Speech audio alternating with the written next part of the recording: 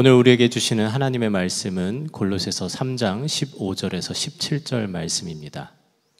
그리스도의 평강이 너희 마음을 주장하게 하라.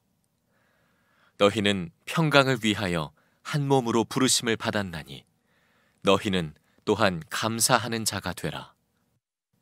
그리스도의 말씀이 너희 속에 풍성히 거하여 모든 지혜로 피차 가르치며 권면하고 시와 찬송과 신령한 노래를 부르며 감사하는 마음으로 하나님을 찬양하고 또 무엇을 하든지 말에나 일에나 다 주 예수의 이름으로 하고 그를 힘입어 하나님 아버지께 감사하라. 자, 오늘 추수감사 주일인데요. 여러분들이 하나님 앞에 감사절 예배를 드리는 것을 하나님이 얼마나 기쁘게 여기실까 그런 생각이 듭니다. 오늘은 제가 말씀을 전하기 전에 먼저 우리 초등부 어린이가 추수감사절 간증을 먼저 하겠습니다. 우리 어린이가 나와서 하는 간증이 하나님께서 기뻐하실 거라고 생각이 듭니다. 우리 교회학교의 이강민 어린이가 나와서 감사절 간증을 해주시겠습니다. 박수해 주실까요?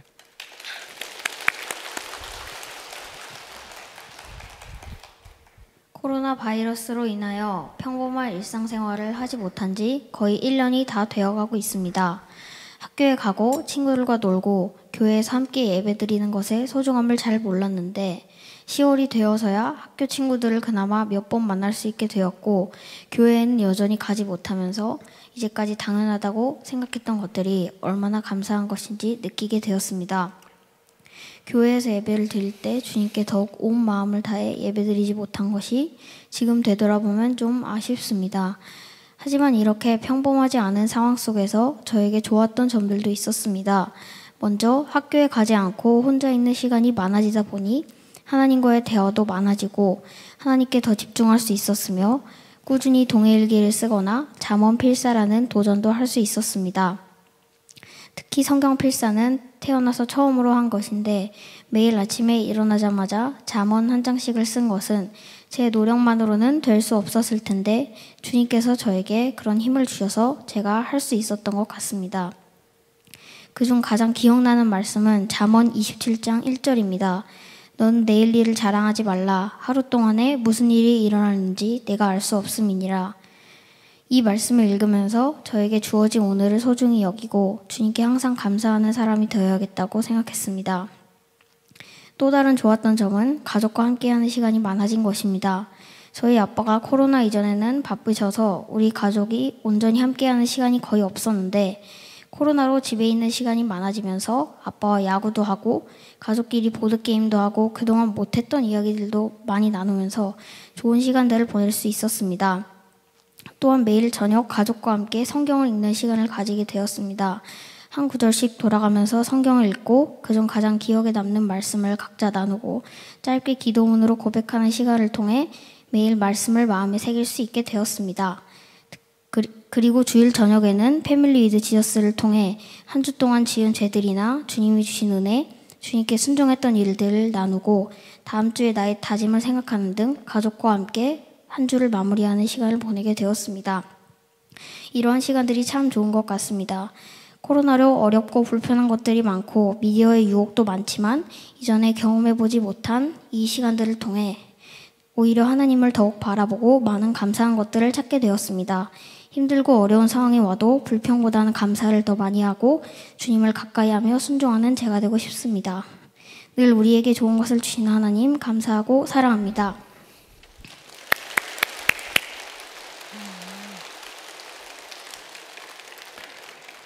네, 코로나19만 아니면 꼭 안아주고 싶은데 접촉하지 말자고 광고까지 한 입장이라 너무 아쉽네요. 여러분 어떻게 느끼세요? 우리 이강민 어린이가 이렇게 감사하다는 간증을 했을 때 여러분의 마음에 너무나 사랑스럽게 느껴지는 것, 우리가 오늘 하나님 앞에 추수감사절 예배를 드리러 나온 것을 보시는 하나님의 마음, 저는 크게 다를 바가 없다고 생각이 듭니다. 올해는 유난히 어려움이 많은 해라고들 기억될 겁니다. 그런데도 추수감사절 예배를 드립니다. 하나님께 감사의 헌금을 준비하고 감사절 예배를 드리는 이유, 아마 세상 사람들은 정말 궁금할 겁니다. 여러분 중에 오늘 내가 교회에 감사 주일을 지키러 갈 거야, 그러면 아마 물어볼 사람도 있을 거예요. 도대체 올해 무슨 감사 주일을 지킨다고 하십니까? 당신의 형편이 어려운 것도 내가 아는데, 다른 해보다도 유난히 올해는 더 힘든데 그래도 무슨 감사를 드립니까? 그렇게 질문하는 분들도 있을 거예요. 혹시 누가 질문을 안 해도 여러분 자신이 스스로 그런 생각을 하시는 분들도 있을 겁니다. 베드로전서 3장 15절에 너희 속에 있는 소망에 관한 이유를 묻는 자에게는 대답할 것을 항상 준비하되, 내가 구원받았다, 나는 천국에 간다, 하나님의 자녀다, 우리가 그렇게 고백할 때 그 이유를 묻는 사람에게 대답할 것을 준비하라. 그래서 그게 전도죠. 여러분들에게 감사의 이유를 묻는 사람들에게도 똑같이 대답할 것이 준비되어 있어야 합니다.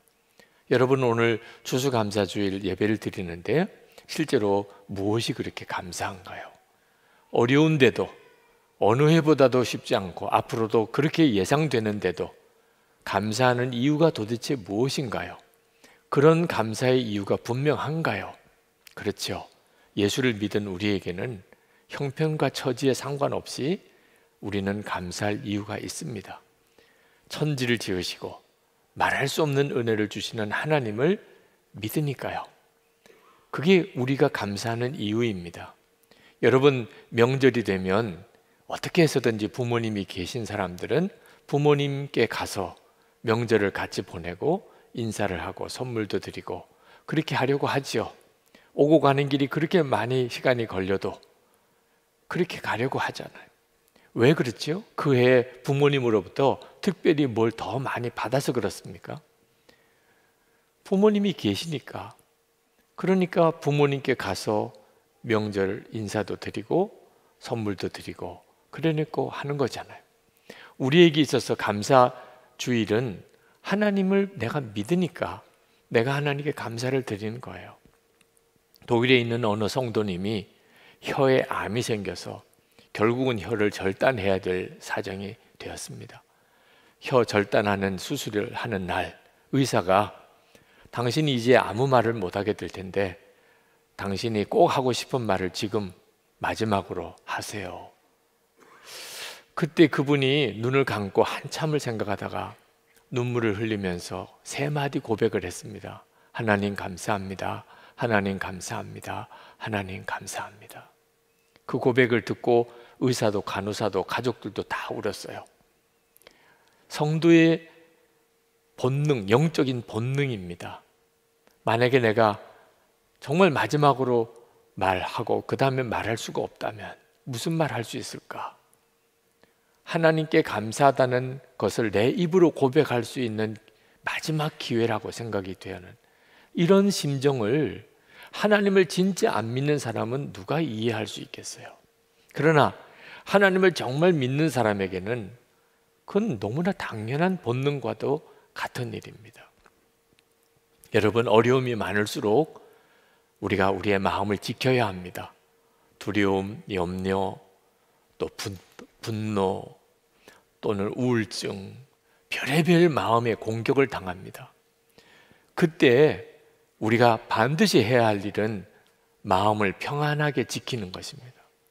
그래서 골로새서 3장 15절에 이렇게 말씀합니다. 그리스도의 평강이 너희 마음을 주장하게 하라. 여기서부터 하나님의 인도를 받는 거예요. 내 마음의 평강을 지키는 것. 기도를 언제까지 해야 됩니까? 내 마음이 평안해질 때까지. 두려움이 떠나고 염려가 떠나고 분노하는 마음이 사라지고 내 마음에 우울한 마음이 떠나고 평안한 마음이 올 때까지 그렇게 기도하는 거예요. 하나님은 반드시 그렇게 역사하세요. 그러나 마음이 평안해진 것으로 끝 아니에요. 마음은 거기까지 지키는 게 아닙니다. 반드시 감사합니다. 이 고백이 나올 때까지 가야 비로소 우리가 마음을 지킨 거예요. 어려움이 생기고 시험이 오고 별의별 말을 듣고 해도, 죽을 것 같은 위기가 와도 하나님께 기도하면서 내 마음이 평안해지고, 그리고 하나 더 나아가서 하나님 감사합니다. 그러면 반드시 하나님이 우리 삶을 책임지세요. 그래서 15절 하반절에 너희는 또한 감사하는 자가 되라, 그렇게 말씀한 거예요. 추수감사절에 우리가 정말 이 말씀대로 해야 합니다. 올해 어려운 일, 힘든 일 참 많고 앞으로도 그런 예상이 되지만 감사하는 자가 되라. 여기까지 가야 우리는 이 어려운 때를 이겨낼 수 있는 거예요. 제가 부목사로 처음 부임해 갔을 때, 그때 일을 가만히 돌아보면 참 어렵고 힘든 일이 많았었어요. 그런데도 그렇게 감사하고 기쁘게 일했어요. 제가 왜 그렇게 감사하고 기뻤나? 제가 군목 훈련 받다가 다리가 부러지고, 그리고 인관도 못하고 장애인이 될 절박한 처지에, 그때 어느 교회에 가서도 일할 수 없었어요. 3개월 동안 하나님 앞에 오직 하나님만 바라보면서 기도만 하면서, 하나님, 제가 진짜 하나님이 부른 종이라면 내가 가서 일할 교회가 있게 해달라고. 나는 찾아다니지 않겠는데 나를 부르는 그런 전화 한 통이라도 하나님이 달라고, 그렇게 기도하고 응답받고 간 교회가 거기에요. 그러니 다른 분들이 안 하겠다는 일 다 내게 오고, 또 밤을 새도 다 감당하기 어려울 만큼 일이 많아도 저는 너무너무 기쁘고 감사하더라고요. 그리고 돌아보니까 그렇게 기뻐하고 감사하면서 그 어려운 일을 감당했기 때문에 제가 목회의 복을 받은 것 같아요. 제가 처음 담임 목사를 부산 제일교회에 갔습니다.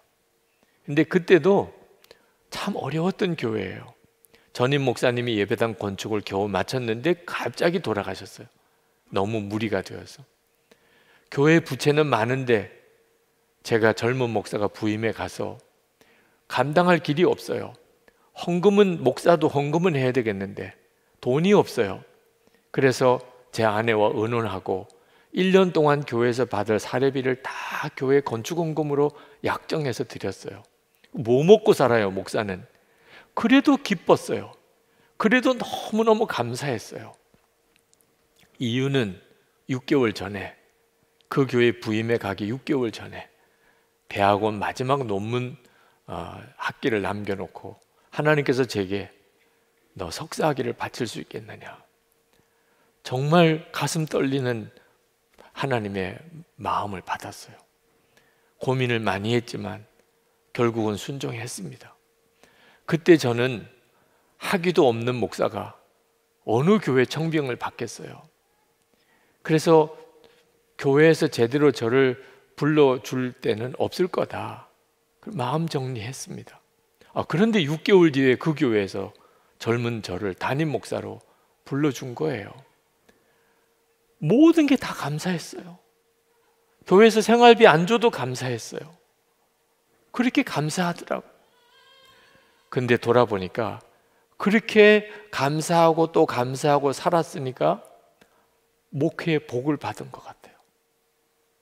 교인들도 힘들고 어려워도 감사하는 목사가 좋게 보였던 것 같아요. 여러분, 사람들도 힘들고 어려운데 그것을 오히려 감사하며 그렇게 일하는 사람을 다 좋게 생각합니다. 그게 사실 잘 되는 비결이더라고요. 다 주목해 보고 있어요. 힘든지 어려운지 다 알아요. 그런데 다 감사만 하고 살면 어떤 사람이 환영 안 하겠어요? 하나님도 마찬가지세요. 하나님도 우리가 어떤 형편인지 다 알아요. 그런데 감사하고 또 감사하면 하나님이 얼마나 마음이 기쁘시겠어요. 복은 그렇게 받는 거예요. 여러분, 감사하면 하나님께서 그를 더 더 놀라웠게 복을 주세요. 그래서 우리에게 올해도 감사주의를 지키라고 하는 거예요. 우리에게 복이 필요하니까, 지금 우리에게 하나님의 은혜의 역사가 더 필요하니까 감사절을 지키라고 하는 거예요. 불평과 원망, 그건 망하는 길이에요. 성경이 증거하고 있어요. 그러므로 추수감사주의를 절대로 형식적으로 지키면 안 됩니다. 그저 알고만 지내는 감사절 되면 안 돼요. 아유, 오늘이 추수감사주일이었어? 이렇게 넘기면 안 됩니다. 그건 사실 망하는 것과도 같아요. 출애굽기 23장 15절에 보면 하나님께서 감사절을 지키되 빈손으로 내게 보이지 말지니라, 이런 말씀을 하셨어요. 참 하나님답지 않은 말씀입니다. 하나님이 우리 재물이 뭘 더 필요하시겠어요? 모든 걸 다 하나님이 주신 건데, 그런데도 하나님이 감사주의를 빈손으로 지키지 마라. 하나님을 위해서가 아닙니다.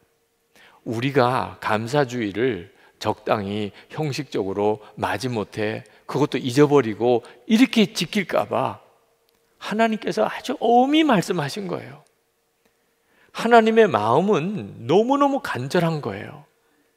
우리가 정말 하나님이 복을 주실 자가 되게 하기 위해서 그러신 거죠. 우리 교회가 17년 전에 재창립했습니다. 우리 교회 역사가 선한 목자 교회 이름으로는 한 17년이 돼요. 그런데 17년 동안 매 감사주의를 지킨 거예요. 가만히 돌아보니까 참 어려웠던 시절이 많았어요. 어느 해나 감사할 것만 있었던 해는 없었어요. 어떤 때는 교회 존폐 위기에 몰렸던 때도 있었습니다. 그래도 어느 해나 감사주일이에요. 하나님 감사합니다. 올해도 감사합니다. 하여튼 어떤 해든지 감사로 인을 쳤어요. 그렇게 지금 여기까지 온 거예요. 하나님이 원하시는 것은 우리의 처지가 어떠하든지 감사다, 무조건 감사다, 그렇게 하기를 원하세요. 감사주일 설교를 쭉 훑어봤습니다. 고난 중에 드리는 감사에 대한 내용이 제일 많았어요. 그만큼 우리의 삶이 고난이 많았던 형편이었어요. 교회적으로든 개인적으로든. 그래도 감사하라. 이유는 감사가 하나님이 우리에게 복을 주실 수 있는 통로니까요. 지금 경제적인 사정 많이 어렵고 염려와 두려움이 우리 속에 여전히 있지만 이길 길은 감사하라는 것이에요. 16절 17절에 이렇게 말씀합니다. 그리스도의 말씀이 너희 속에 풍성히 거하여 모든 지혜로 피차 가르치며 권면하고 시와 찬송과 신령한 노래를 부르며 감사하는 마음으로 하나님을 찬양하고 또 무엇을 하든지 말에나 일에나 다 주 예수의 이름으로 하고 그를 힘입어 하나님 아버지께 감사하라. 여러분, 이거 진짜 잊으면 안 돼요. 우리에게 이렇게 말씀하는 거예요. 찬송하고 무슨 일이든지 말이나 일이나 예수님의 이름으로 하고 그리고 반드시 감사하라. 어느 집사님 기도 받으러 오셨는데 아주 죽겠다는 게 입에 다른 분이에요. 실제로 몸도 아프고 애를 기르기도 힘들고 경제적으로도 어렵고 정말 죽겠다는 말이 나올 만도 하죠. 그러나 참 안타깝더라고요. 그 집사님에게 말씀을 드렸어요. 집사님이 하는 말대로 하나님이 진짜 다 이루시면 제가 보기에는 진짜 끔찍할 것 같습니다. 이제 집사님, 내 입으로 하는 대로 하나님이 이루어 주신다. 그 사실을 정말 믿고 무슨 말이든지 하세요. 왜 그렇게 자꾸 죽겠다는 말만 합니까? 그 집사님이 당황해 하시면서 가만히 계시더라. 그러면서 떠듬떠듬 말하더라고. 평소에 안 하던 말을 하려니까 떠듬떠듬 거리더라. 하나님 감사합니다. 하나님 제 병 고쳐주실 거 믿습니다. 하나님 우리 가정 화목하게 만들어 주신 것도 감사합니다. 하나님 좋은 남편 주신 것도 감사합니다. 약한 몸을 힘들게 아이를 낳았지만 이제는 아이를 안아서 일으킬 수도 없을 정도로 건강한 아이 되게 해주신 것도 감사합니다. 하고 마지막 구절이 진짜 마음에 들더라. 그 애 기르기도 힘들다고 이러던 분이 말을 해도 그 낳을 때 그렇게 약하게 낳았는데 지금은 안기가 힘들 정도로 건강하다. 그래서 감사하다. 똑같은 말인데도 말을 그렇게 하니까 감사가 되더라고요. 여러분, 이것이 우리가 할 일이에요.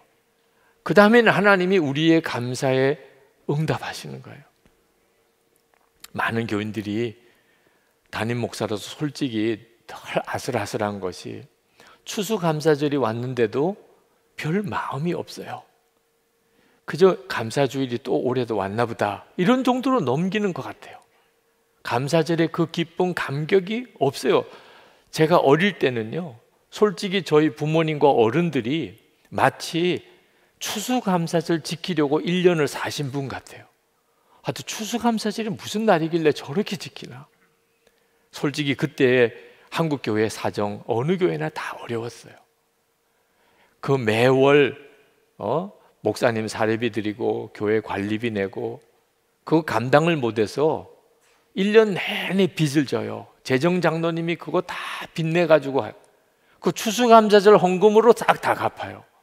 그리고 또 그 다음에 또 해마다 또 빚내서 살다가 또 추수감사절 지키고 다 갚고 그렇게들 살았어요. 그런데 이제는 그런 시절 다 지나갔어요. 추수감사절이 와도 그저 뭐 평소 주일과 다를 바가 없이 지나는. 저는 그게 두려운 마음이 드는 것이 감사 조건이 없어서 그렇다면 차라리 하나님께 책임이 있겠지만 하나님이 은혜를 많이 주셨는데 잊어버리고 사는 것 같아요. 무슨 감사할 게 있는지 다 잊어버린 것 같아요. 기억하면 그럴 수가 없는 거죠. 여러분, 하나님이 은혜를 주셨는데 그걸 기억도 못해요. 그 말은 무슨 뜻이죠? 이제는 은혜 안 주셔도 됩니다. 그런 뜻인 거예요. 영국의 웨스트민스터 채플의 담임 목사인 R.T. 캔들이라고 하는 목사님이 계신데 그분은 연말마다 너무너무 어렵다는 거예요. 왜? 도와달라는 요청이 너무 많이 오는 겁니다. 어느 곳을 도와야 되고 어느 곳을 돕지 말아야 되나. 교회에 가지고 있는 재정은 한계가 있고 그 도와줘야 될, 새 도와줘야 될 곳을 정하는 일이 그렇게 어려운데 어떤 데를 돕지 말아야 되는지는 너무 결정하기 쉽다는 거예요. 하여튼 감사 편지 안 들어온 데는 다 채워요. 올해 도왔는데 감사 편지가 연말까지 안 왔어요. 무조건 거기는 빼는 거예요. 안 도와줘도 된다는 뜻이냐. 제가 그분이 쓴 책에서 그 구절을 읽고 감사가 왜 중요한지를. 사람들끼리도 그렇잖아요. 하나님께서 감사가 없어요. 1년에 주신 은혜가 얼마나 많은데 하나님 감사하다는 말이 없어요. 그러면 안 줘도 되나 보다 그렇게 됩니다. 그렇게 감사가 많을까요? 매일 폭포수같이 하나님이 은혜를 주세요. 아니 목사님 뻥도 참 세다. 무슨 폭포수같이입니까? 믿어지지 않으시죠? 제가 올해 제 일기를 쭉 이렇게 살펴보니까 와, 1년 동안 이렇게 많은 은혜를 받았구나. 기록을 안 했으면 몰랐을 거예요. 매일매일. 여러분 오늘도 한번 일기를 써보세요. 아침에 눈 뜰 때부터 밤에 잘 때까지 받은 은혜가 한둘이 아닙니다. 눈 뜬 것부터 은혜예요. 걸어 다니는 것도 은혜고 가족이 있는 것도 은혜고 오늘 먹은 것도 은혜고. 근데 다 잊어버린 거예요. 은혜는 그렇게 1년 동안 내내 받고 살았는데도 무슨 은혜 받았는지 자체가 기억이 안 나니까. 그러니까 추수감사절이 와도 별 마음에 감동이 없는 거죠. 여러분 지금부터라도 한번 여러분이 하나님이 내게 도대체 무슨 은혜를 주셨나 이런 관점으로 감사일기를 한번 써보시면 정말 너무나 놀라운 은혜 속에 살고 있는 거예요. 하나님이 우리에게 이렇게 감사절을 지키게 하시는 이유가 또 하나 있는데 어려운 사람이 살 길을 주시기 위해서 그런 겁니다. 지금 우리 주변에 진짜 어려운 분들이 많아요. 하나님이 그분들을 너무나 긍휼히 여기세요. 그런데 하나님께서 그 어려운 이들을 어떻게 도우시는지 아셔야 돼요. 성도들의 감사를 통하여 그 어려운 이들을 돕는 거예요. 그러니 성도들이 감사가 식어지면 어려운 이들은 말할 수 없이 고통스러워요. 선한목자교회 추수감사 헌금은 다 어려운 이들을 돕는 일로 쓰여집니다. 이 일이 결정된 게 2010년입니다. 2008년, 2009년, 2010년 선한목자교회의 재정 상태가 많이 어려웠던 때예요. 그때가 세계적인 어떤 금융 위기로 어려움을 겪었던 때, 성도들도 똑같이 어려웠죠. 그러나 그때 하나님이 우리 장로님들과 그리고 우리 교회에 주셨던 마음, 하나님께 성도가 드린 감사는 어려운 사람을 도우라고 하나님이 주신 거다. 성경을 읽으면 읽을수록 그런 마음의 감동이 와요. 그래서 결정했어요. 2010년에 성도들의 추수감사 헌금은 전액 다 구제와 구호 헌금으로 다 쓰기로. 참 어려운 결정이었어요. 근데 그 결정이 참 귀했어요. 올해 우리 교회의 삶을 가만히 돌아보니까 하나님이 그 일을 기쁘게 여기셨구나. 그래서 성도의 감사를 통해 더 많은 이들을 돕게 하시는구나. 올해도 추수감사주일과 성탄주일 사이에 우리가 11가지 우리 주변에 있는 어려운 이웃들을 돕는 일을 올해도 계획했어요. 훈훈 프로젝트라고, 함께 하는 기쁨이라고 하는 그런 어려운 이웃 돕는 일을 올해는 정말 해야 될 해다. 그래서 올해 시작했어요.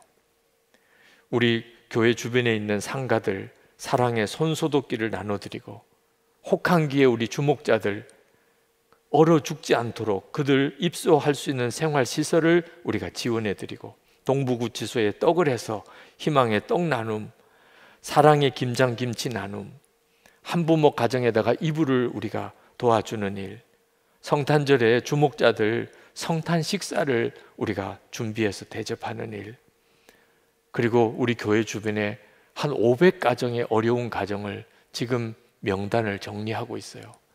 성탄절에 꼭 받고 싶은 선물이 뭡니까? 그 가정에서 우리는 이게 필요합니다. 이게 필요합니다. 그 500가정에 우리 성탄절 전야 예배를 이렇게 모여서 못합니다. 그러면 우리 교회 바깥에 성탄절을 지냅시다.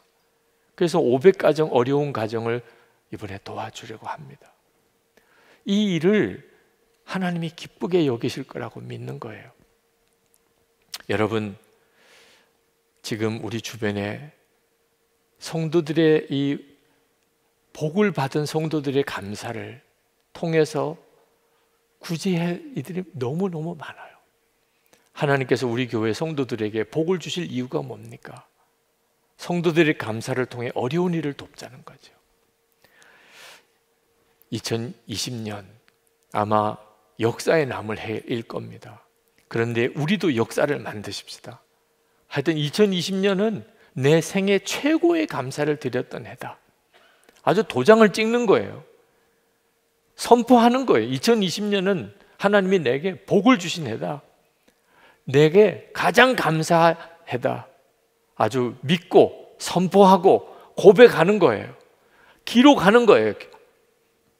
여러분의 인생의 마지막 날, 진짜 2020년이 그런 해였는지 아닌지는 그때 가서 결정나겠죠. 여러분 꼭 오늘 예수동의 일기에다가 쓰세요. 2020년 내 생애의 최고의 감사의 해다. 믿음으로 선언하는 거죠. 우리 같이 기도합시다.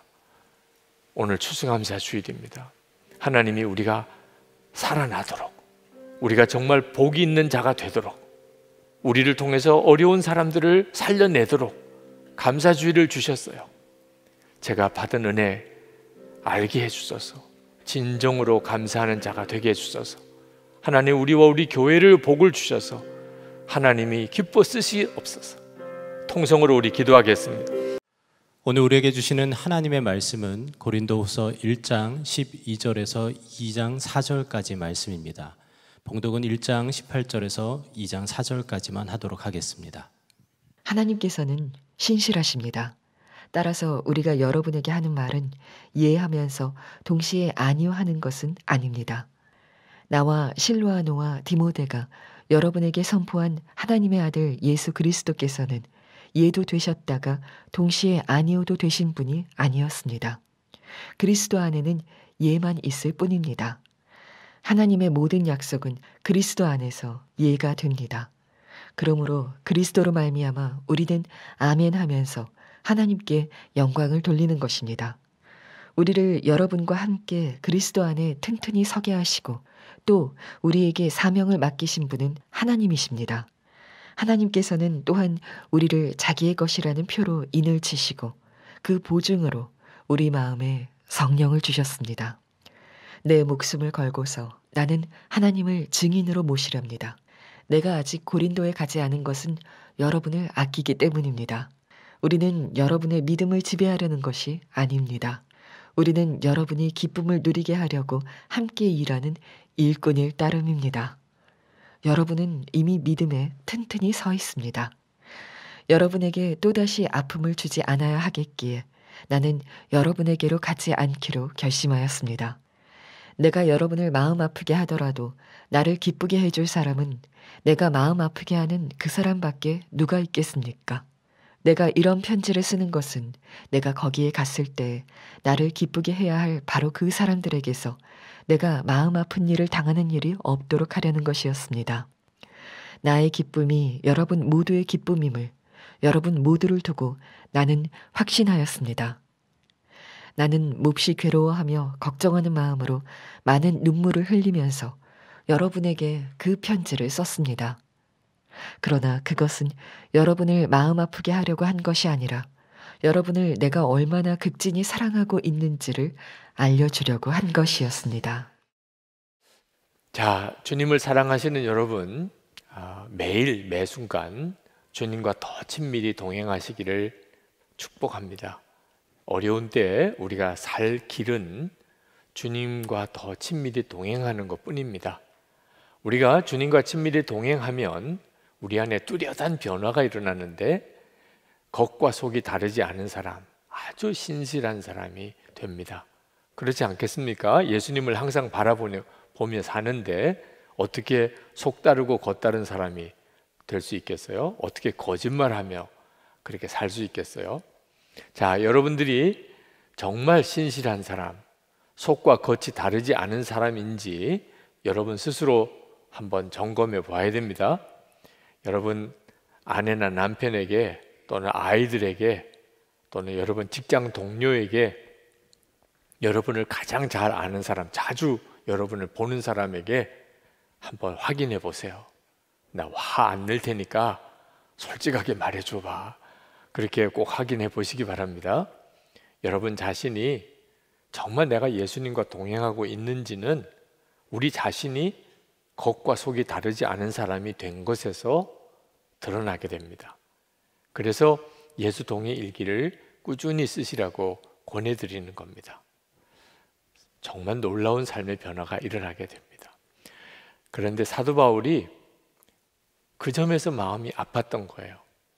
고린도 교회 안에는 사도 바울을 이상하게 싫어하고 비난하고 또 폄하하는 그런 거짓 교사들, 율법주의자들이 있었는데 그들이 사도 바울에 대해서 한 말이 이 사람 겉과 속이 다른 사람이야, 이 사람 거짓말쟁이야, 그런 비난을 했던 겁니다. 성도에게 있어서 거짓말쟁이라고 하는 말은 가장 사실 혐오감이 느껴지는 그 평가예요. 주님과 동행하는 사람이 어떻게 거짓말쟁이일 수 있겠습니까? 그런데 사도 바울에 대해서 이렇게까지 비난하는 이유는 하나예요. 사도 바울이 다메섹에 갔다가 다시 돌아올 거다. 곧 내가 다시 고린도 교회를 방문할 거다. 그렇게 약속을 했는데 그 약속을 지키지 않고 그만 다시 그냥 유대로 갔다.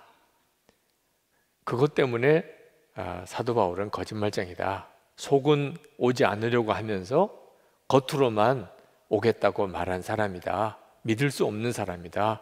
그렇게 비난을 한 겁니다. 사실 말도 안 되는 거리를 가지고 그 꼬투리를 잡아서 사도 바울을 아주 무지막지하게 나쁜 사람인 것처럼 몰아가는 그 사람들이 정말 나쁜 사람들이죠. 사도 바울이 그 점에 대해서 해명을 하는 게 오늘 본문의 내용입니다. 사실 사도 바울은 나는 죽고 예수로 사는 사람이기 때문에 오해를 받든지 비난을 받든지 자기 자신을 해명하고 싶은 마음은 없는 사람입니다. 그럼에도 불구하고 사도 바울이 굳이 해명을 하는 이유는 사도 바울이 전한 복음, 나는 죽고 예수로 사는 이 복음이 거짓이라고 함께 폄하되는 일 때문이었습니다. 그러니까 그렇지 않다. 나는 절대로 겉다르고 속다르게 하는 사람 아니다. 실제로는 가고 싶지 않은데 겉으로만 갈 거라고 이야기한 사람 아니다. 나는 하나님 신실한 것처럼 나도 아니요, 예 이렇게 번갈아 가면서 하는 사람 아닌 신실하다. 이제 그 고백을 하고 있는 거예요. 18절 말씀에 사도 바울이 고백하기를 하나님은 신실하십니다. 그렇게 고백을 합니다.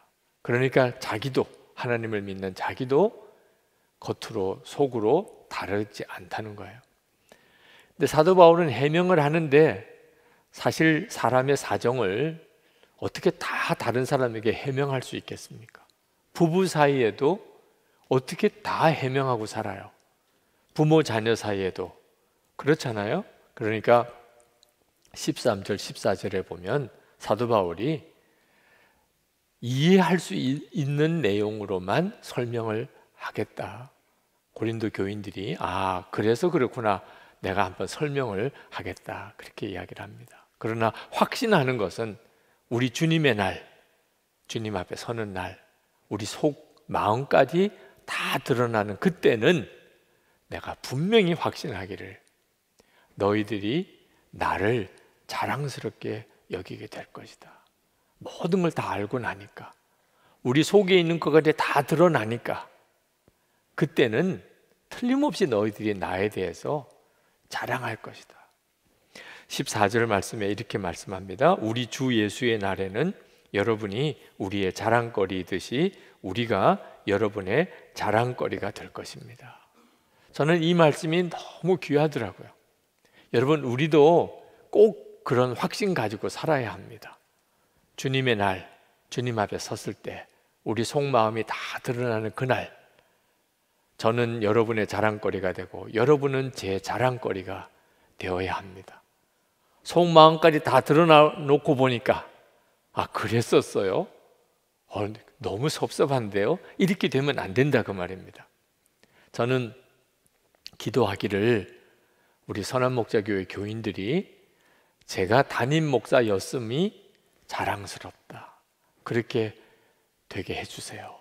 어제도 제가 결혼식 주례를 했는데 제가 주례한 부부들이 제가 자신의 결혼식 때 주례자였음이 자랑스럽게 그렇게 살게 해주세요. 그건 너무너무 소중한 거죠. 오늘 사도 바울의 그 고백 속에서 우리가 정말 그래야 되겠다, 이게 바로 신실함입니다. 예수님께서 하나님이 신실하시기 때문에 우리도 신실해야 되는 가장 모범을 보여주셨어요. 19절에 나와 실로아노와 디모데가 여러분에게 선포한 하나님의 아들 예수 그리스도께서 예도 되셨다가 동시에 아니오도 되신 분이 아니었습니다. 그리스도 안에는 예만 있을 뿐입니다. 예수님은 성육신 하실 때 하나님의 뜻대로 아멘 하셨고, 십자가 달려 죽으실 때도 하나님의 뜻대로 아멘 하셨어요. 예수님에게는 아니오가 없었어요. 하나님 뜻에 완전히 순종하는, 겉다르고 속다르지 않는 사람이었기 때문에 하나님의 약속이 예수님 안에서 완전히 이루어진 거예요. 20절에 하나님의 모든 약속은 그리스도 안에서 예가 됩니다. 그러므로 그리스도로 말미암아 우리는 아멘 하면서 하나님께 영광을 돌리는 것입니다. 하나님의 약속은 우리에게 반드시 이루어지고, 그리고 저와 여러분은 이미 하나님의 자녀라, 하나님의 것이다. 그 보증으로 우리에게 하나님이 성령을 보내셨어요. 그러므로 여러분 안에 성령이 계시다면 여러분은 하나님의 약속이 반드시 이루어지는 사람이고, 여러분은 하나님의 자녀라는 확실한 보증이 되는 겁니다. 22절에 하나님께서는 또한 우리를 자기의 것이라는 표로 인을 치시고 그 보증으로 우리 마음에 성령을 주셨습니다. 사도 바울은 자기 안에 계신 성령, 그분을 증인으로 삼습니다. 성령이 증인이십니다. 내가 여러분에게 가지 않은 것은 여러분을 위해서 그런 겁니다. 고린도 교회 교인을 위해서 내가 가지 않은 거지, 속으로는 안 가려고 하면서 겉으로만 가겠다고 하고 실제로 안 간 게 아니라는 거예요. 사도 바울이 갑작스럽게 고린도 교회를 방문해야만 됐습니다. 고린도 교회 안에 문제가 해결되지 않고 있다는 이야기를 듣고 마게도냐로 가는 길에 갑자기 고린도를 들러가게 됩니다. 그런데 그때 사도 바울을 대적하는 무리들이 고린도 교회 안에 있었어요. 그들이 사도 바울에 대해서 얼마나 거칠게 대항을 했는지 사도 바울도 엄청나게 마음이 상했고, 그로 인해서 고린도 교회 안에도 큰 상처가 생겼어요. 그 사도 바울의 그날의 방문이 다 너무 힘이 들었어요. 그리고 사도 바울이 내가 곧 다시 올 것이라 그러시고는 다시 마게도냐로 갔는데, 사도 바울이 정말 다시 오고 싶었어요. 그래서 그 문제를 해결하고 싶었습니다. 근데 사도 바울이 생각해 보니까 아직도 사도 바울에 대한 마음이 해결되지 않은 무리들이 고린도 교회에 있는 거예요. 그 사람들은 마음이 안 바뀌었어요. 근데 이번에 다시 가게 되면 그러면 문제는 더 심각해지고 상처는 더 크게 받을 것이 뻔해요. 그래서 사도 바울이 내가 직접 이번에는 가는 게 안 좋겠구나. 그래서 가지 않게 됐다는 겁니다. 고린도후서 2장 1절에 이렇게 말합니다. 여러분에게 또 다시 아픔을 주지 않아야 하겠기에 나는 여러분에게로 가지 않기로 결심하였습니다. 그러나 잘못된 것은 고쳐야 되겠고 복음과 올바른 진리는 가르쳐야 하겠기 때문에 사도 바울이 편지를 쓰기로 했습니다. 그래서 무엇이 잘못되었는지 사도 바울이 반드시 바로 잡아줘야 될 사람들의 잘못에 대해서 아주 엄한 책망의 말을 그 편지에 썼어요. 그러나 직접 가지 않았던 이유는 만약에 직접 얼굴을 대면하게 되면 마치 사도 바울이 사도라는 권위를 가지고 그 고린도 교회 교인들의 믿음을 억압하려고 하는 것처럼 느껴지겠기 때문에 그냥 편지로만 보내기로 한 겁니다. 그러면서 사도 바울은 믿었어요. 고린도 교회 안에도 성령께서 역사하시고 계시기 때문에 그 고린도 교회 교인들이 반드시 올바른 믿음으로 바로 서게 될 것이다. 그리고 지금은 사도 바울에게 마음에 아픔을 주고 있는 사람들이지만 그들도 바뀌어져서 나에게 기쁨이 되고 나도 그들에게 기쁨이 될 것이다. 이런 확신이 있었어요. 그래서 그렇게 편지를 써서 보냈던 겁니다. 고린도후서 2장 3절에 이렇게 말씀합니다. 나의 기쁨이 여러분 모두의 기쁨임을 여러분 모두를 두고 나는 확신하였습니다. 자, 그렇지만 편지를 쓰는 사도 바울의 마음은 정말 눈물 범벅이었어요. 고린도 교인들이 얼마나 이 말을 잘 받아줄까? 고린도 교인들은 이 말씀으로 정말 변화되어져서 기쁨으로 서로 교제하는 날을 하나님이 꼭 주시기를, 그 애절한 마음으로 편지를 썼으니 정말 눈물로 쓴 편지가 된 거예요. 그만큼 사도 바울은 고린도 교인들을 사랑했어요. 고린도 교인들은 사도 바울을 말할 수 없이 폄하하고 비난하고 엄청나게 속을 썩였지만 고린도 교회를 향한 사도 바울의 마음은 사랑이었습니다.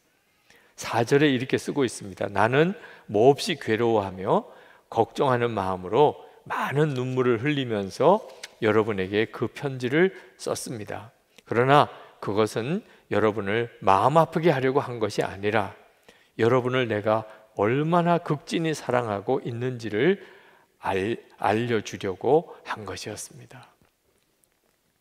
사도 바울이 이렇게 고린도 교회를 향하여 한결같은 마음과 사랑을 가질 수 있었던 것은 하나님의 약속에 대해서 하나님이 반드시 이루신다는 확신이 있었기 때문입니다.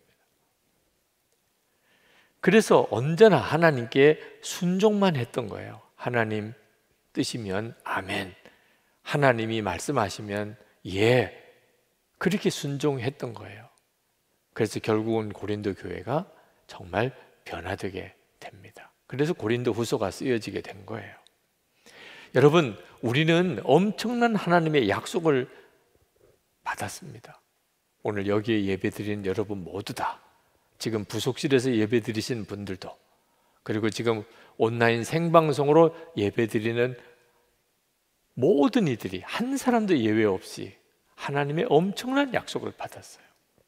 한 번은 어느 세무 공무원이 성도를 찾아왔다고 합시다. 예를 들면, 아니 왜 나를 찾아왔습니까? 조사할 게 있어서 왔습니다. 뭘 조사한단 말입니까? 아니 우리가 소문을 듣기를 당신이 엄청난 부자라고 자랑하는 것을 들었는데 그러면 세금 낼 게 있을 거 아니겠느냐? 그래서 조사하러 왔습니다. 아, 그렇군요. 그런 말을 듣고 오신 거군요. 그러면 제가 가지고 있는 그 엄청난 재산을 다 말씀을 드리지요. 첫 번째로 나에게는 영생이 있습니다. 두 번째, 크고 아름다운 집이 천국에 있습니다. 세 번째, 사람들이 생각조차 할 수 없는 평화를 소유하고 있습니다. 네 번째, 말로 다 할 수 없는 기쁨이 있습니다. 다섯 번째, 영원히 변하지 않는 사랑을 받고 있습니다. 여섯 번째, 믿음으로 하나 된 가족이 있습니다. 일곱 번째, 천국 가족인 교인들이 있습니다. 여덟 번째, 캄캄한 밤중에도 찬송을 부를 수 있습니다. 아홉 번째, 생명의 면류관이 제게 있습니다. 열 번째, 나의 주님 예수 그리스도를 모시고 살고 있습니다. 이것이 내가 가지고 있는 엄청난 보화입니다. 세무 공무원이 듣고는 당신은 진짜 세계에서 가장 부자군요. 그러나 세금은 매길 수가 없겠습니다. 만든 이야기이긴 합니다만 우리들이 가지고 있는 이 엄청난 축복을 그대로 묘사한 거예요. 여러분 중에 나는 그런 복 못 받았는데요, 그런 분 있으세요? 중요한 것은 우리가 믿는 거예요. 하나님의 약속은 다 내게 이루어졌다. 이 사실을 내가 진짜 믿어야 이 축복이 내 삶 속에 역사하게 돼요. 1928년에 인도 선교사였던 스탠리 존스 목사님이 미국 연합감리교회로부터 감독 선출을 받았습니다. 감리교 목사로서는 최고위직에 올라가는 거죠. 그런데 24시간 뒤에 스탠리 존스 목사님이 그 감독직을 사양하고 다시 선교지 인도로 돌아가는 참 유명한 사건이 있었습니다. 그만큼 감독 직책보다 선교지 사명이 더 귀하다고 여겼던 거죠. 이 스탠리 존스 선교사님이 69세 때 미국의 어느 수양관에서 모임을 이끌어가는 중에 숙소에서 그만 뇌출혈로 쓰러지셨어요. 그리고 온몸에 마비가 왔습니다. 그가 병원에 실려가서 입원해 있을 때 간호사에게 부탁을 했어요. 아침에 나를 깨우러 올 때 굿모닝 하고 인사하지 말고 이렇게 해주세요. 나사렛 예수 그리스도의 이름으로 명하노니 일어나 걸으라. 꼭 그렇게 해주세요. 그 간호사가 얼마나 참 당황스러웠겠습니까? 근데 그 간호사는 정말 그렇게 매일 깨웠어요. 스텔리 존스 선교사님은 하나님의 약속은 나에게 다 이루어진다. 하나님은 언제나 아멘이시지 아니요가 없으시다. 그러므로 20절에 있는 말씀처럼 그리스도로 말미암아 우리는 아멘 하면서 하나님께 영광을 돌리는 것입니다. 자기도 그렇게 해야 된다고 깨달은 거예요. 그래서 간호사가 나사렛 예수의 이름으로 명하노니 일어나 걸어라 하면 아멘 그렇게 했다는 거예요. 그리고 실제로 그가 일어났어요. 다시 인도로 가서 20년 동안 더 사역하다가 89 나이에 죽어서 인도에 묻혔습니다. 그때 그가 쓴 책이 하나님의 긍정 The Divine Yes라고 하는 제목의 책을 썼어요. 자기가 그때 경험했던 그 일을 통해서 하나님이 주신 은혜를 쓴 거예요. 우리도 그렇게 해야 돼요. 하나님의 신실하세요. 하나님의 약속은 너무 놀라워요. 하나님은 한번 약속하시고 어기는 하나님이 아니에요. 그 사실을 사도 바울이 정말 믿었기 때문에 사도 바울 자신도 무슨 일을 하든지 항상 하나님 앞에서 아멘으로 갔지, 마음으로는 아니요 하면서 입으로만 아멘 했던 적이 없었던 거예요. 우리도 엄청난 하나님의 축복의 약속을 정말 받았음을 믿는다면 우리의 삶도 아멘 신앙이 되어야 합니다. 사도 바울이 12절에 고린도 교인들을 대할 때마다 언제나 하나님께서 주신 순박함과 진실함으로 행하고 세상의 지혜로 행하지 않고 하나님의 은혜로 행하였다고 증언했어요. 그것이 자기의 자랑이고 자기 양심이 증언한다고 말했습니다. 고린도 교회에는 문제가 많았어요. 사도 바울은 정말 속이 뒤집어질 정도였어요. 막무가내로 막 싸우려고 대드는 사람하고 대화하는 일은 정말 어려운 일이잖아요. 그런데도 사도 바울이 한결같이 고린도 교회에 대해서 사랑으로 진실하게 대했던 것은 하나님의 약속에 대한 믿음이 있었기 때문입니다. 하나님은 언제나 나에게 진실하세요. 하나님은 언제나 나에게 약속을 지키셨어요. 그러니까 좌절하지 않고 믿음으로 나갈 수 있었던 거예요. 하나님이 그러신 분이니까 우리도 진실해야 하는데 문제는 자신이 없을 때가 많습니다. 여러분, 속으로는 믿지 못하면서도 그냥 겉으로만 믿는 척 그렇게 한 적이 얼마나 많습니까? 가정과 교회에서 얼마나 다른 모습입니까? 교회와 직장에서 얼마나 다른 모습입니까? 그게 우리 스스로를 좌절시키는 거예요. 어떻게 우리가 하나님이 신실하시다고 우리도 신실하게 살 수 있냐 말입니다. 저는 아주 오랫동안 부정적인 신앙에 딱 매여 있었어요. 하나님의 존재, 하나님의 축복, 하나님의 약속, 하나님의 사랑 믿어지지가 않았어요. 나 자신이 너무 부족하다고 생각했기 때문에 하나님이 나를 사랑하실 것이라고 믿어지지 않더라고요. 너무 형편이 어려우니까, 어려서 목사의 아들로 자랐지만 너무 어려우니까, 너무 아버님 목회하는 목회 현장이 너무 힘드니까 하나님은 사랑이신가? 이것도 하나님의 축복인가? 너무 의심이 많이 들더라고요.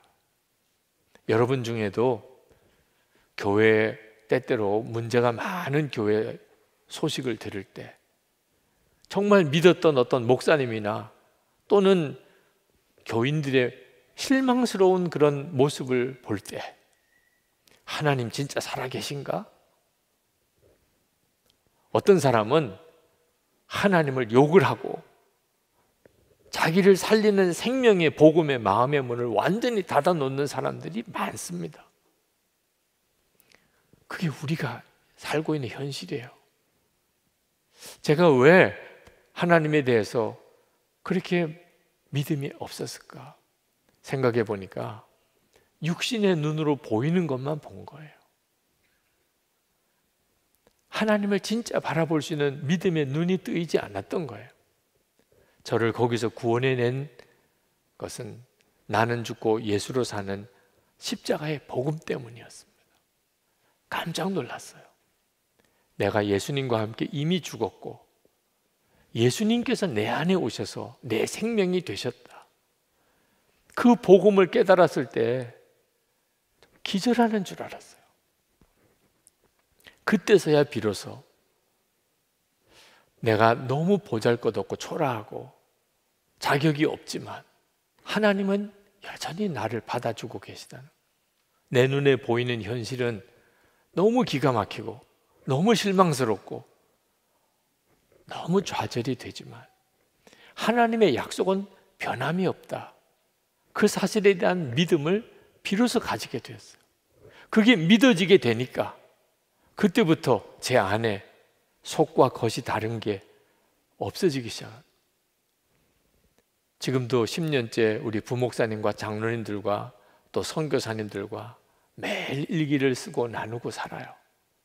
겉이나 속이나 전혀 다를 바 없이 우리도 그렇게 살아봅시다. 여러분, 예수 그리스도께서 내 마음에 거하시는 것, 이것이 하나님이 우리에게 주신 가장 놀라운 복입니다. 이 복 하나에 모든 복이 다 들어있는 거예요. 하나님의 존재, 하나님의 약속, 또는 하나님의 사랑, 여러분을 향한 하나님의 놀라운 계획, 영생, 그 모든 것이 다 여러분 안에 계신 예수 그리스도, 그 하나에 다 들어있는 거예요. 예수님이 여러분 안에 계신 게 진짜 믿어지면, 그러면 모든 게 다 믿어지는 거예요. 여러분, 여러분에게 심장이 살아 움직인다는 것을 꼭 꺼내 봐야 합니까? 보지 못해도 내 속에 지금 심장이 살아 움직이고 있음을 다 믿잖아요.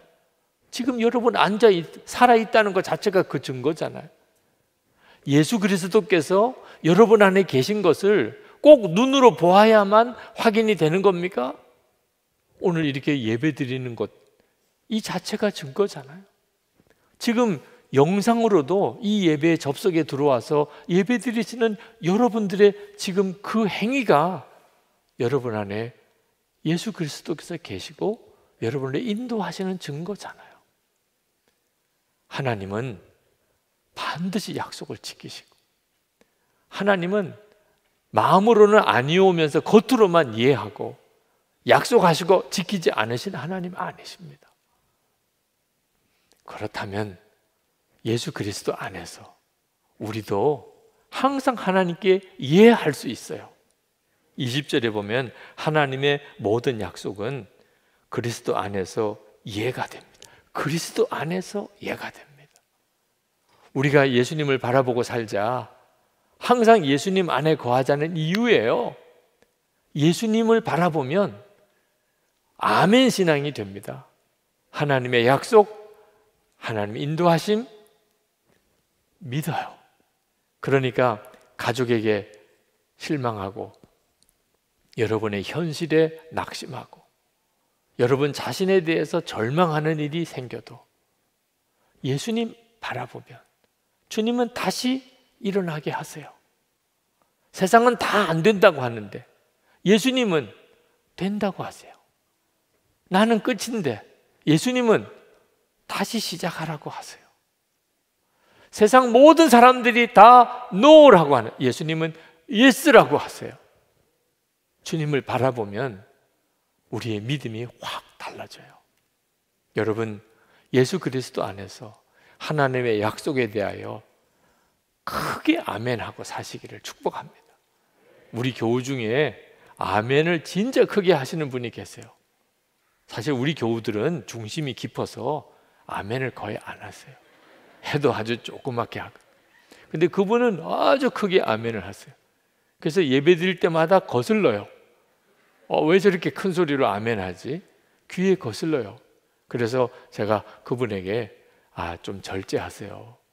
우리 교회는 아멘 그렇게 크게 하는 교회가 아니기 때문에 그렇게 크게 아멘하면 다들 놀래기도 하고, 그러니까 조그맣게 하세요. 이렇게 이야기를 해줘야 되나 그런 고민이 생기더라고요. 근데 주님이 제 마음에 그렇게 응답하시는 거예요. 다들 크게 하면 되지. 생각해 보니까 그러면 되겠더라고요. 다들 크게 하면, 다들 크게 아멘 이렇게 하고 살면 그분한테 굳이 절제하라 말라 할 게 없잖아요. 실제로 아멘을 크게 하고 살아보면 주님의 역사하심을 더 놀랍게 경험을 하게 돼요. 지금도 많은 어려움이 있으실 겁니다. 개인적인 문제, 또 교회와 나라를 향한 기도의 제목들이 많으실 거예요. 그때마다 오늘 이 말씀을 기억하세요.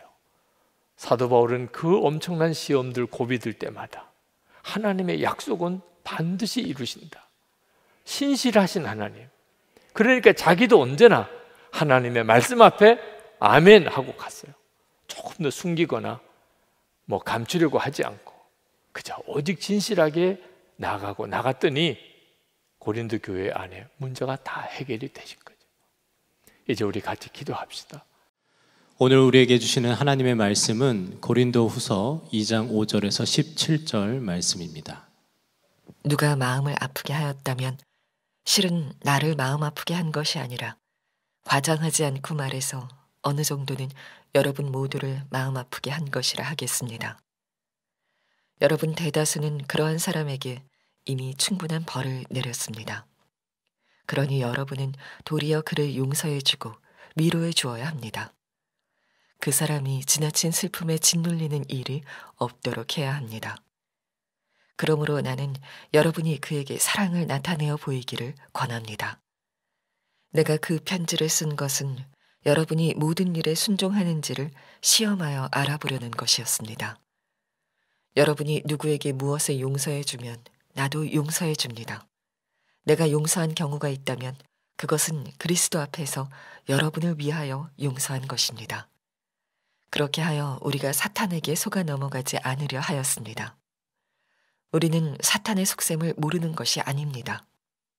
내가 그리스도의 복음을 전하려고 드로아에 갔을 때 주님께서 내게 거기에서 일할 수 있는 길을 열어주셨습니다.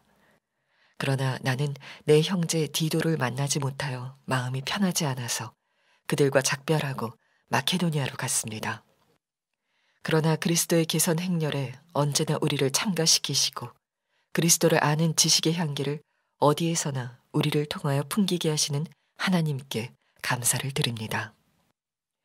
우리는 구원을 얻는 사람들 가운데서나 멸망을 당하는 사람들 가운데서나 하나님께 바치는 그리스도의 향기입니다. 그러나 멸망을 당하는 사람들에게는 죽음에 이르게 하는 죽음의 냄새가 되고, 구원을 얻는 사람들에게는 생명에 이르게 하는 생명의 향기가 됩니다. 이런 일을 누가 감당할 수 있겠습니까?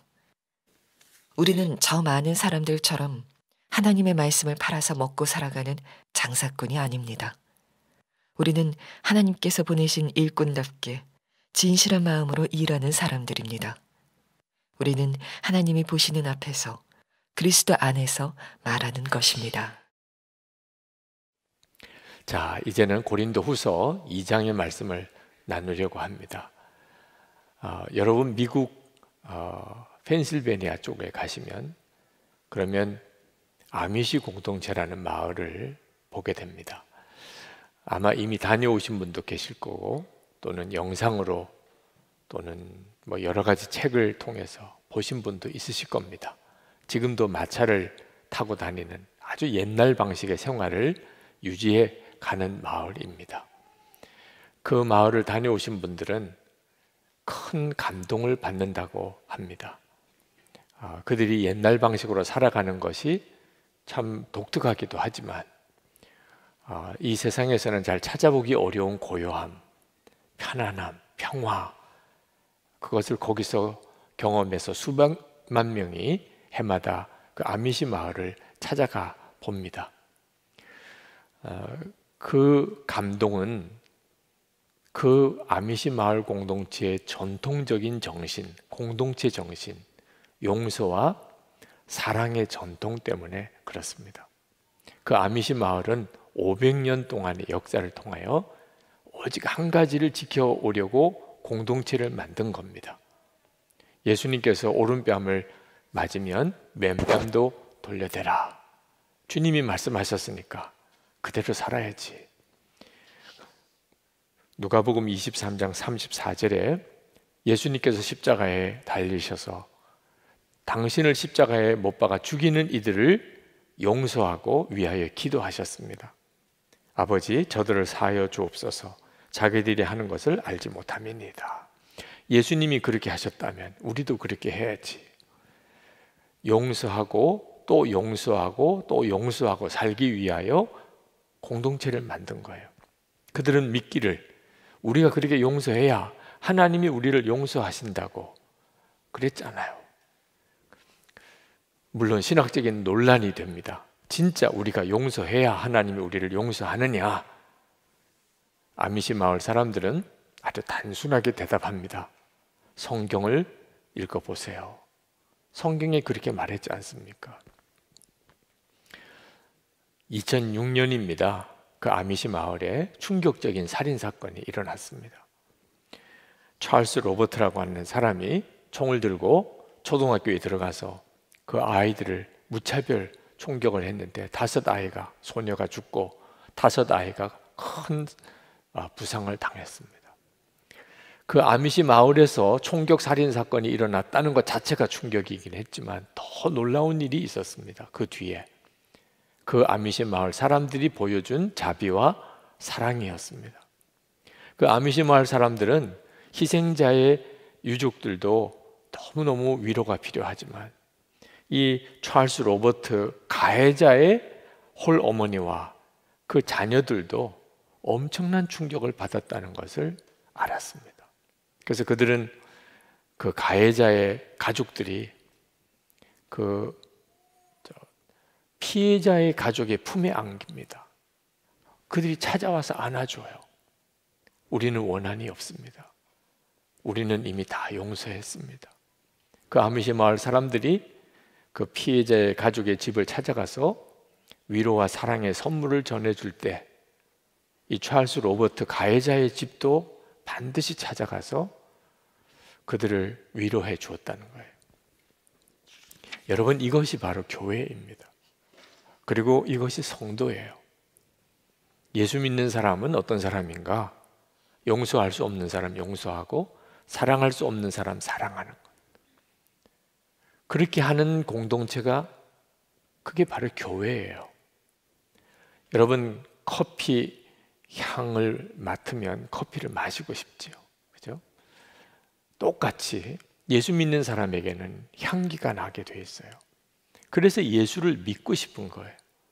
아, 나도 저 사람들처럼 예수 믿고 싶다.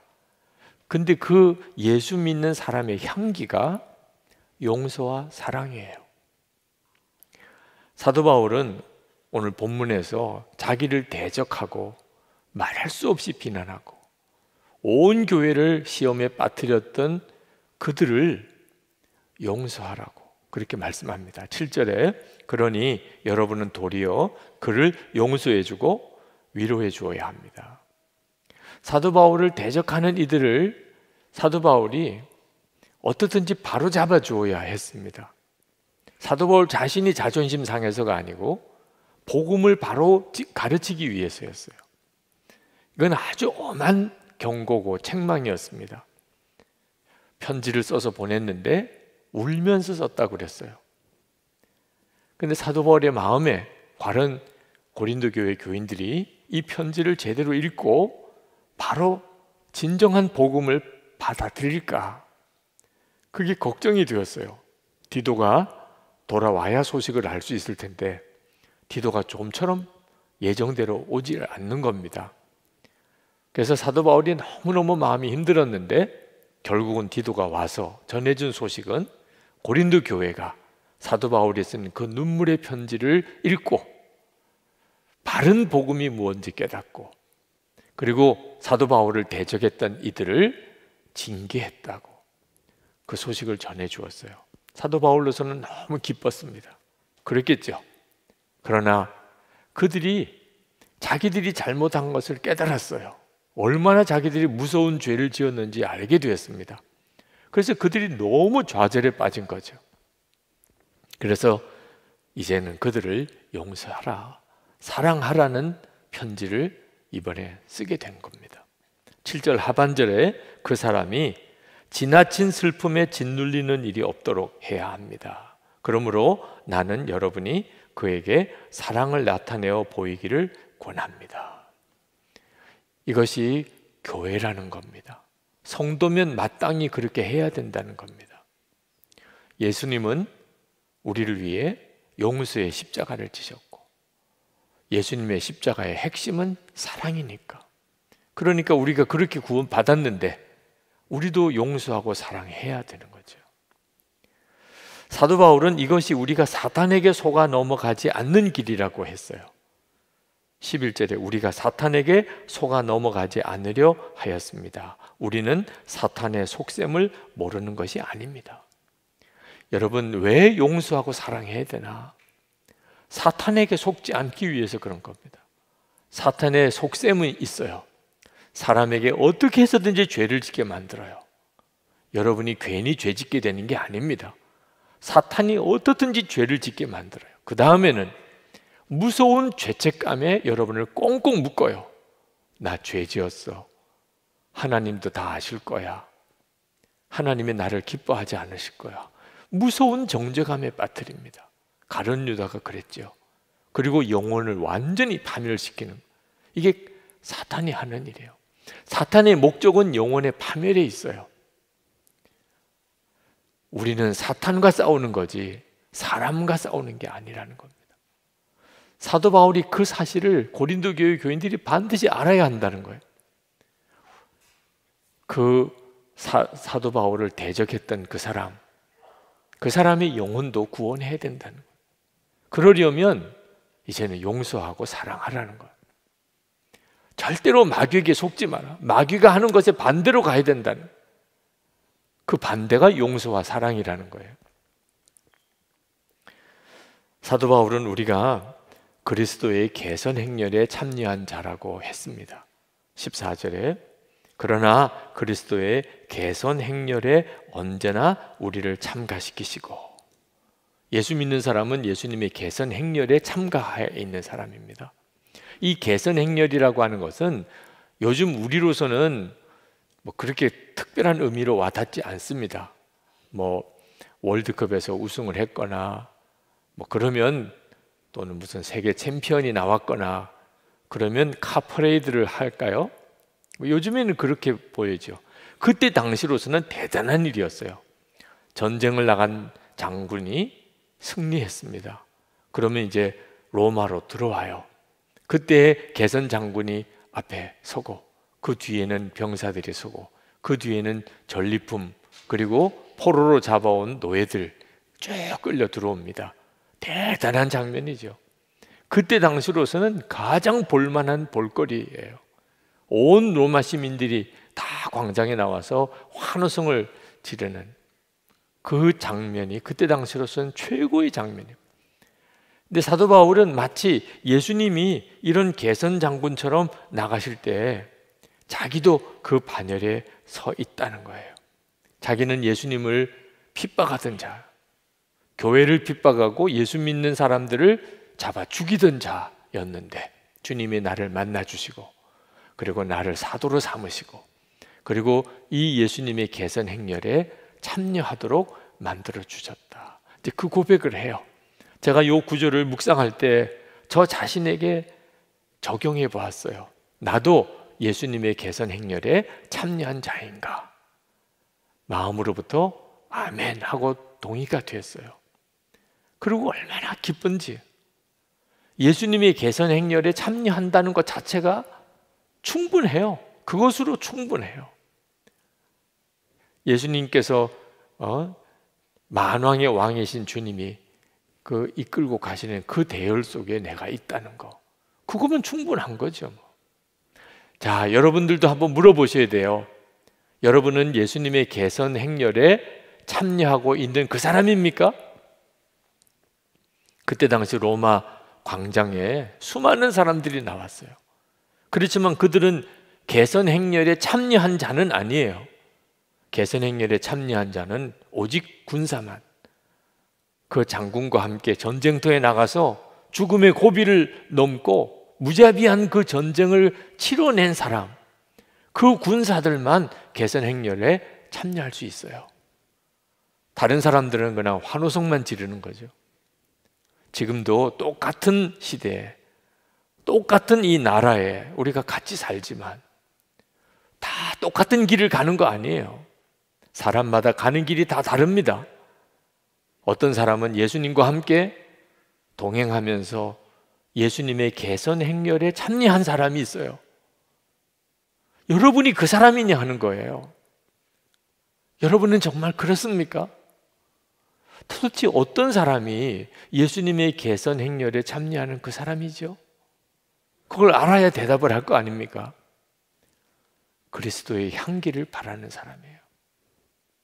그리스도의 향기를 바라는 사람. 이 사람만 예수님의 개선 행렬에 참여하는 사람이에요. 14절 15절에 그리스도를 아는 지식의 향기를 어디에서나 우리를 통하여 풍기게 하시는 하나님께 감사를 드립니다. 우리는 구원을 얻는 사람들 가운데서나 멸망을 당하는 사람들 가운데서나 하나님께 바치는 그리스도의 향기입니다. 예수님과 함께 개선 행렬에 이렇게 참여한 사람은 그 사람에게서 그리스도의 향기가 나오는 사람이에요. 자, 그 말은 무슨 뜻이냐면 그 사람을 보면 예수님을 보는 것 같다는, 그게 예수님의 향기가 나오는 사람이에요. 여러분은 그리스도의 향기입니까? 사람들이 보면, 여러분을 보면 예수님 보는 것 같다고 말합니까? 여러분의 가족이나 또는 교우나 여러분의 함께 일하는 동료들이 여러분을 보면서 예수님을 보는 것 같습니까? 도대체 우리를 보고 어떻게 예수님을 본다고 할 수 있을까요? 오직 한 경우입니다. 용서할 수 없는 사람을 용서하고 사랑할 수 없는 사람을 사랑하는 것을 볼 때, 그건 전적으로 예수님이 하시는 일인 거예요. 그럴 때 사람들은 우리를 보면서 마치 예수님을 보는 것 같아요. 그래서 예수 그리스도의 향기를 느낀다고 하는 거죠. 그런데 사도 바울은 그리스도인이 16절에서 구원받은 사람에게는 향기예요. 그러나 멸망당하는 사람들에게는 죽음에 이르게 하는 죽음의 냄새가 된다고 했습니다. 구원받는 자에게는 생명의 향기인데 멸망당하는 자들에게는 죽음의 냄새가 된다. 이게 말이 됩니까? 어떻게 향기가 어떤 사람에게는 죽음의 냄새가 될 수 있죠? 우리 그리스도인들을 보면 정말 이해 못할 내용은 아니에요. 세상 사람들은 예수 믿는 사람이 개선 행렬에 들어있다는 것 자체가 이해가 잘 안 됩니다. 이 당시에 로마 시대에는 더 그랬어요. 예수 믿는 사람들은 세상 사람들이 보기에는 끌려가는 포로와 같았어요. 완전히 다 잃어버리고 완전히 비참해진 상태에서 종으로 끌려가는 그런 포로 같은 그런 모습이에요. 예수를 믿겠다고 하면 각오해야 돼요. 다 잃어버리는 거예요. 예수 믿겠다고 하면 집에서 쫓겨나야 돼요. 예수를 믿겠다고 그러면 짐승들 밥이 돼야 돼요. 십자가에 못 박혀 죽어야 돼요. 그게 그때 당시에 예수 믿는 사람들의 모습이에요. 그러니까 예수 믿는 사람들의 모습에서 죽음의 냄새가 나는 거죠. 자기 집안에 누가 예수 믿는 사람 생길까 봐 걱정이에요. 구원받은 자에게는 생명의 향기지만 멸망당할 자가 보기에는 죽음의 냄새예요. 그런데 지금도 마찬가지예요. 세상 사람들이 예수 믿는 사람 볼 때, 특히 진짜 예수님과 동행하는 삶을 사는 사람을 볼 때, 세상 사람들이 볼 때는 부럽게 느껴지지 않아요. 용서만 하고 사랑만 하며 사는 거, 이 사회 부적응자예요.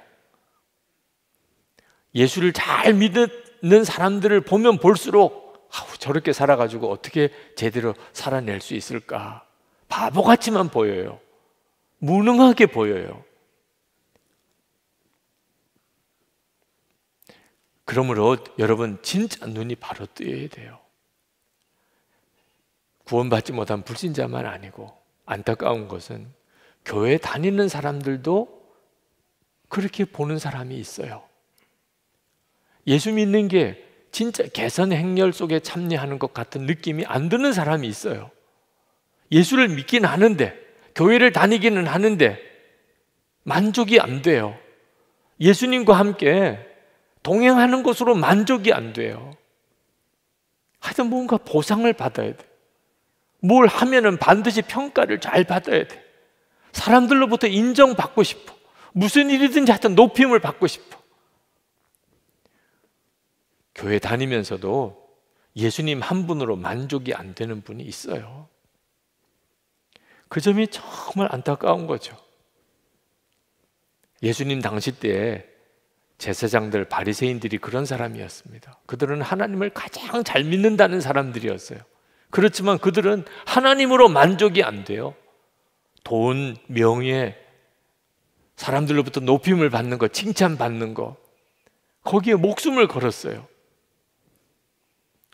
사도 바울을 대적했던 사람들, 고린도 교회에 몰래 들어와서 그 고린도 교회를 분열시키고 했던 사람들, 그런 사람들이 전형적인 바로 예수님으로 만족이 안 되는 사람, 높임 받아야 되고, 사도 바울도 경쟁자로 느끼는 거예요. 그렇게 교회 안에 말할 수 없는 분열이 일어나고 다툼이 일어나는. 사도 바울은 자신은 그와 같은 사람이 아니라고 말하고 있어요. 17절에 우리는 저 많은 사람들처럼 하나님의 말씀을 팔아서 먹고 살아가는 장사꾼이 아닙니다. 우리는 하나님께서 보내신 일꾼답게 진실한 마음으로 일하는 사람들입니다. 우리는 하나님이 보시는 앞에서 그리스도 안에서 말하는 것입니다. 하나님의 말씀을 팔아 먹고 살아가는 장사꾼이라는 구절이 너무 마음이 아파요. 그런 사람이 많대요. 그 많은, 저 많은 사람들처럼이라고 말을 했어요. 그때 당시도, 사도 바울이 있는 그때 당시도 하나님의 말씀을 팔아먹고 살아가는 장사꾼 같은 이들이 있었다. 지금도 그렇습니다. 지금도 하나님의 말씀을 팔아먹고 사는 장사꾼 같은 이들이 있어요. 그러므로 여러분들이 아무나 따라가서는 안 됩니다. 목회자들만 그런 거 아니에요. 우리 교우들도 스스로 점검해 봐야 돼요. 나는 예수님 한 분이면 정말 족한가? 모든 명예, 칭찬, 자리 다 다른 사람에게 양보하고, 나는 예수님 한 분이면 충분하니까, 주님과 함께 그 개선 행렬에 서 있다는 것 자체로서 나는 만족스러우니까, 그러니까 난 다른 건 더 필요 없어요. 그러면 교회는 정말 천국 같은 교회가 돼요. 그런 사람들끼리 모인 교회가 되면. 그런데 왜 그렇게 신경 쓰는 게 많고, 왜 그렇게 서로 경쟁하고, 왜 그렇게 다 높임 받으려고 그러고, 왜 그렇게 대우받으려고 그러고, 왜 그렇게 다 인정받으려고 그러고. 그러니까 교회가 계속 불편한 거예요. 저는 한때 세상에서 성공해야 하나님께서 영광 받으시는 줄 알았어요. 제 인생의 반 이상 세월 동안 정말 그렇게들 믿고 살았어요. 합격해야 하나님께 영광 돌리는, 취직해야 하나님께 영광 돌리는, 승진해야 하나님께 영광 돌리는, 성공해야, 돈 꽤 벌어야 하나님께 영광 돌리는 건 줄 알았어요. 목사가 되고 나면 교회가 성장해야 하나님께 영광 돌리는 건 줄 알았어요. 큰 예배당 지어야 하나님이 기뻐하시는 건 줄 알았다니까요. 실제로 교회에서 아주 이 세상에 시장이나 대통령 같은 사람이 나와야 하나님께 영광 돌리는 줄 알았다니까요. 아니었어요. 한국 교회는요, 그런 것들을 다 가져보았어요. 그런데 어째 하나님의 이름은 더 땅에 떨어지는 것처럼 이렇게 느껴지나요? 세상의 성공으로 하나님이 영광 받으시는 것만 아니에요. 착각하면 안 돼요. 하나님의 영광은 용서와 사랑에서 나오는 거예요. 세상 사람이 교회를 보면서 와, 교회구나. 아미시 공동체 마을에 가서 느꼈던 그 뭐라고 설명할 수 없는 감동, 그 향기, 그건 그대로 교회가 가지고 있어야 되는 거예요. 거기서만 느껴지는 거. 용서할 수 없는 사람 용서하고 사랑할 수 없는 사람을 사랑하는 것, 그것이 진짜예요. 여러분, 예수님 우리 안에 거하시니까 당연히 우리에게서 예수님의 향기가 나와야 돼요. 그렇지만 실제로는 그렇지가 못할 때가 많습니다. 부부 사이에 여러분 예수님의 향기가 느껴지나요? 부모 자녀 사이에 분명히 예수님을 믿고 있는데 예수님의 향기가 느껴지나요? 교인들 사이에 다 예수님 영접했잖아요. 근데 예수님의 향기가 서로에게서 느껴지나요? 그냥 예수님만 영접했다고 그리스도의 향기가 나오는 거 아니에요. 사도 바울은 내가 그리스도와 함께 십자가에 못 박혔나니 이제는 내가 사는 것이 아니요 내 안에 그리스도께서 사는 것이라, 그렇게 고백했어요. 향수병이 있는데 마개가 꽉 막혀 있으면 누구도 거기서 향기를 맡을 수 없어요. 향수병이 깨어져서 그 속에 있는 향수가 다 드러나면 온 방이 향기로 진동하잖아요. 왜 그렇게 내 안은 십자가에 못 박혔고 이제는 내가 사는 것이 아니고 이렇게 가야 되는 거죠. 그때만 예수님이 나를 통해 드러나세요. 나는 죽었습니다. 이 고백이 분명한 사람에게서 주님은 나타나세요. 그게 용서와 사랑인 거예요. 사람은 정말 용서할 수 없는 사람 용서하고 사랑할 수 없는 사람을 사랑하는 것을 보고 예수님을 보는 것 같다, 그렇게 고백하는 거예요. 도저히 용서할 수 없는 사람이 있어서 아주 힘들어 하시던 교인이 제게 메일을 보내셨어요. 목사님, 아주 놀라운 일이 일어났어요. 금요 성령 집회 때 기도를 하는데 하나님이 저에게 말할 수 없는 죄를 지은 그 사람을 용서하라 하셨어요. 목사님의 설교를 통해 도무지 용서할 수 없다면 그 사람을 위하여 기도라도 해보라 하셔서 실제로 기도했더니 정말 그 사람이 긍휼해지는 마음이 들었습니다. 저의 마음과 다른 기도가 나오는데 그 사람과 그 가정을 위해 펑펑 울며 기도하게 하시더라고요. 그 후 제 마음도 평안해졌습니다. 남편도 주일 설교 중 손양훈 목사님 말씀을 듣고 그 사람에 대한 미움이 내려놓아지게 되었다고 고백했습니다. 하나님의 은혜입니다. 그 메일을 읽는데 그리스도의 향기가 뭔가가 느껴졌어요. 그런 게 그리스도의 향기예요. 주님이 하셨습니다. 제가 부산에서 목회할 때 한 번은 도둑이 둘이 교회에 들어온 꿈을 꾼 적이 있습니다. 깨어보니까 새벽기도 갈 시간이에요. 새벽기도를 가는데 마음이 얼마나 무거운지, 그렇지 않겠어요? 그런 꿈을 꿨는데 교회에 무슨 일이 있으려나 그런 생각도 들더라고요. 근데 아니나 다를까 교회에 갔더니 아예 사무실이 그냥 문이 다 쪼개지고 도둑이 들은 거예요. 사무실 서랍, 사무실에 있는 캐비넷 다 열어놓고 그 앰프랑 마이크랑 도둑이 가져갔습니다. 새벽기도 하러 예배당에 올라갔는데 급히 수습을 해놓고 얼마나 마음이 안 좋은지, 도둑 맞은 느낌 다 경험해 보셨는지 모르겠습니다. 그런데 그때 제 마음속에 배신감 같은 게 느껴지는 거예요.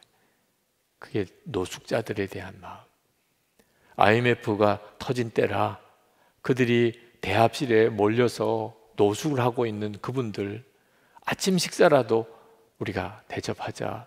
그래서 온 교회가 매일 아침에 국을 끓이고 밥을 해서 그 노숙자들 아침 식사를 대접을 했습니다.